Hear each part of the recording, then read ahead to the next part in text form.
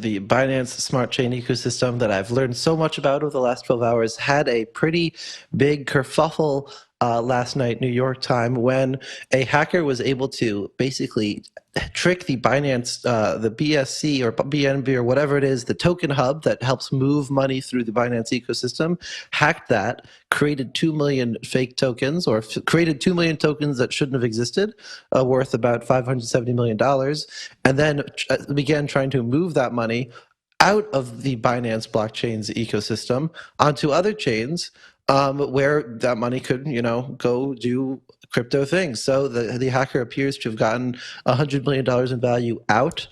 And this attack was so severe that it caused the unthinkable. They pushed the button. They stopped the chain. According to Binance Smart Chain's backers, there was a coordinated shutdown of the blockchain in conjunction with the validators. This is something that is very rarely seen in crypto, this idea that you can just take a blockchain offline. It's kind of anathema to the whole idea of a decentralized ecosystem. Proponents of this move will say, well, it can still be there can still be coordination in a decentralized ecosystem.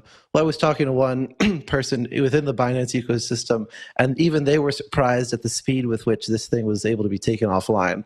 So take that however you may, but this attack was so severe that it caused the backers to push the big red button to take it offline until they could figure out what the hell was going on.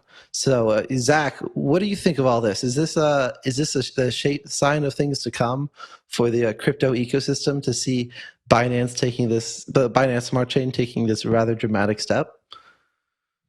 It's definitely battle testing. Let's put it that way. You get the bank robber in the vault, in the big vault with the big door, and they mint, something like $560 million in tokens somehow through the magic of smart contract hacking. And then, as Danny mentioned, right, he was able to escape with that something like north of 100 million of those newly created funds, right? So, in basic terms, that's what's happening. The decentralization question, super interesting, and I want to toss it to Adam for that in a moment. I think the bigger picture for me is that, again, like cross-chain security continues to be a big old pain point for the crypto ecosystem more broadly, right? This is the problem that users are facing, right? They have money in BNB Chain. They want to get to Ethereum land. You got to have something that connects them. We call them bridges, but bridges to date have been have been especially vulnerable to big ticket exploits such as the one that we saw last night. So I think cross-chain security remains a really thorny issue that these networks and these builders are going to have to continue to think about for the foreseeable future. So for me, that's probably the thing that I drew from it, but certainly the question of pausing the chain is really interesting and speaks to some of the core values of decentralization. So I'm going to toss to Adam for some of those thoughts. Yeah, so I think you're totally right on, Zach. Like, as far as this stuff goes, the weak point is the cross sort of chain links. Blockchains, by their nature, are incredibly secure under most circumstances. But one of the circumstances where they're not secure, and one of the weaknesses with them, you could argue, is that they don't know what's going on any other blockchain. They only know what's going on their blockchain, which means that there's inherently this kind of weak link place right between when you're trying to transfer an asset from one place to another, because maybe everything's going great and it works fine. But in those times when it doesn't work fine, well, maybe the asset arrives over there. Maybe someone figures out how to get assets off of a thing that they didn't actually have the rights to. And that kind of leads to all these problems. So I think the reason why we hear about it a lot is because in a very secure system, which blockchains typically are, these are the weak points. And so if you're going to attack a system, then you're going to attack the weakest parts. And so we see that kind of over and over again. The amounts of money that are stored in these systems, that's really, I think, what makes them so attractive. We used to call kind of the like the early web-based wallet days, back before people had their own private keys and they were just, keeping them in an application. I used to call those things essentially piñatas, because essentially the more that you kind of filled them up with good stuff, then there was an incentive to just bash them open and pull all of kind of the goodies out. And that's kind of what we see today with bridges. Now, on the coordination question, it's interesting to look back at even the most decentralized chains out there, and you can see examples from the early history of Bitcoin where there was coordination as well. when there was one notable bug that was found in the very early days that involved, like phone calls being made to kind of the major miners who were out there in the major mining pools, and coordination around trying to fix that problem. That was a bug, not a hack. But you can also, or an attack, again, hack is kind of a weird term these days. But you can also think back to kind of the early days of Ethereum and the DAO attack or compromise, where a significant proportion of the early sort of Bitcoin, especially from some of the most important people, sorry, not Bitcoin, but Ethereum, but especially some of the most important people in Ethereum had a lot of funds in what was the first sort of instance of a, hey, this is a token fundraising vehicle type of thing. And that actually involved the splitting of the blockchain and the creation of an entirely new chain called Ethereum Classic. And so I think that it's in contrast to that, right? It's like, if you want to fix these things, is it better to do it in a way that respects full decentralization, but which creates this legacy that lasts forever in the form of a different blockchain? Or is it better to have this type of coordination mechanism?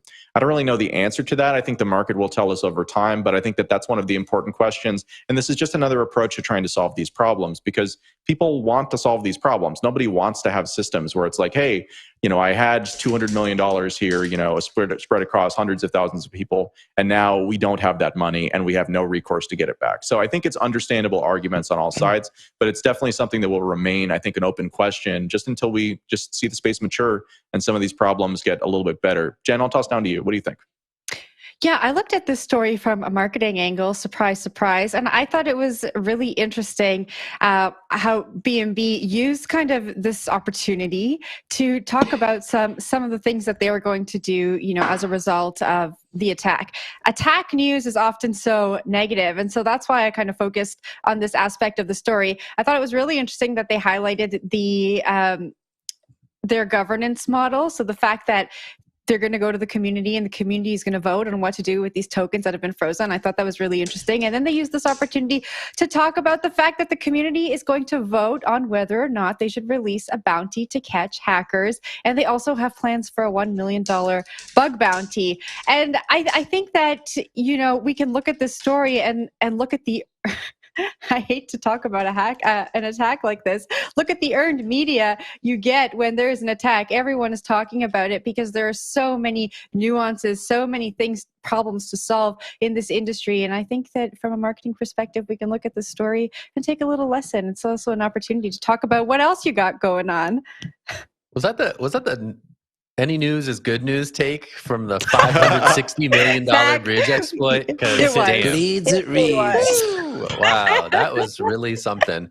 I mean, I guess the question when we're talking about sums this large, who did it? We saw this with the Ronin hack, which is associated with Axie Infinity. I forget when exactly that was. That was later alleged to be the work of North Korean hackers, the Lazarus group.